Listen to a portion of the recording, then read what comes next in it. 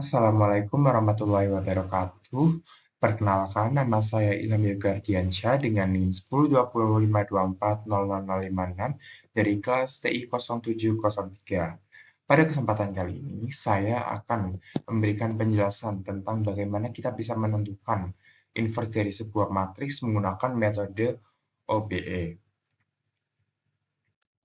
Nah, di sini terdapat sebuah soal, di mana pada baris pertama terdapat nilai 5, 4, 3, dan 0, pada baris kedua terdapat nilai 1, 2, 0, dan 6, pada baris ketiga terdapat nilai 9, 5, 8, dan 4, pada baris keempat terdapat nilai 6, 7, 5, dan 6.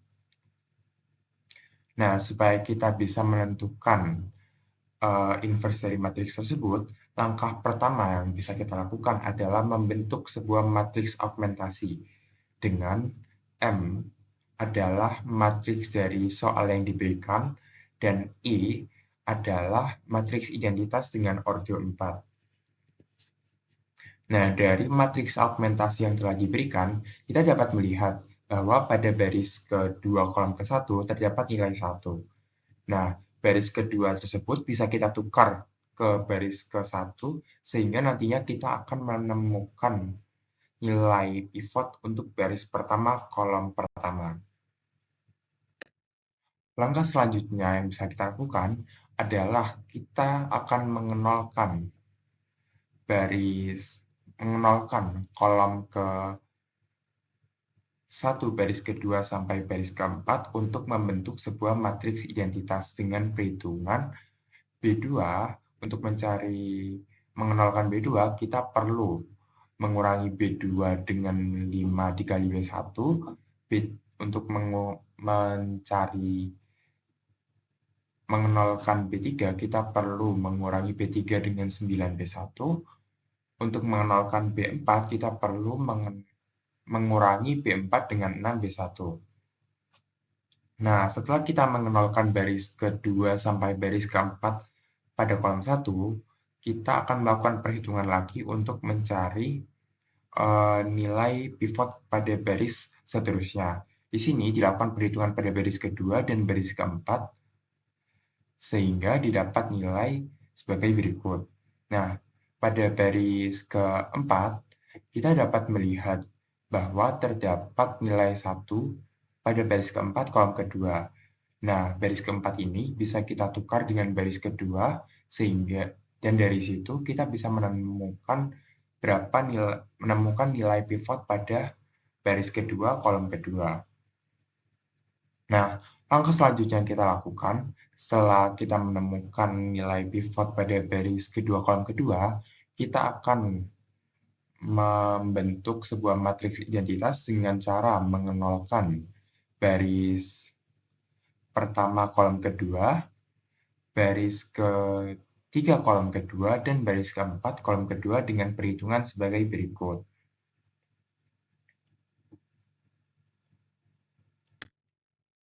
Nah, dari perhitungan tersebut, kita bisa melihat bahwa yang tadinya pada baris keempat itu terdapat nilai 1 pada kolom ketiga.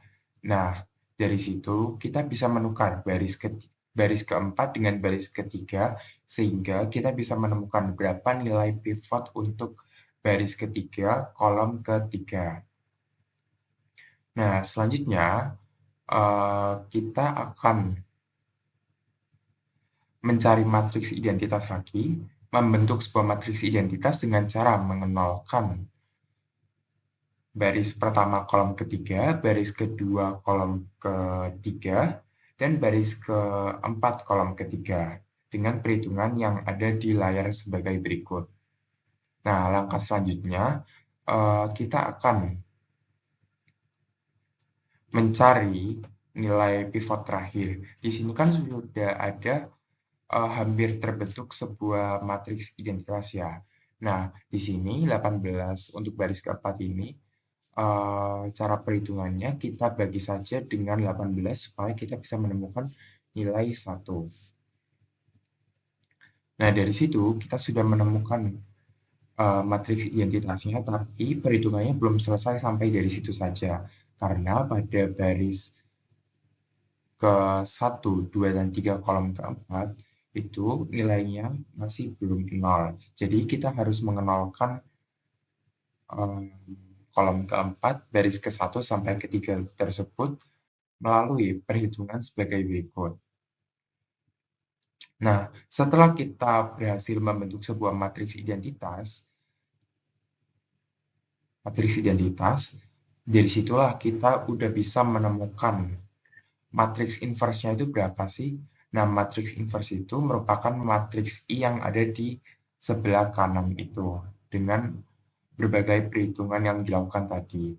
Nah, untuk hasil dari matriks inverse-nya adalah 13/27 pada baris pertama kolom pertama, 53/135 pada baris pertama kolom kedua, min 7/15 pada baris pertama kolom ketiga, lalu 1/27 pada baris kedua kolom pertama, min 5/27 pada baris kedua kolom kedua, 1/3 pada baris kedua kolom ketiga, min 14/27 pada baris ketiga kolom pertama, min 11/27 pada baris ketiga kolom kedua, 1/3 pada baris ketiga kolom ketiga, lalu min 5/54 pada baris ketiga kolom ke-1, 22/135 pada baris ketiga kolom kedua,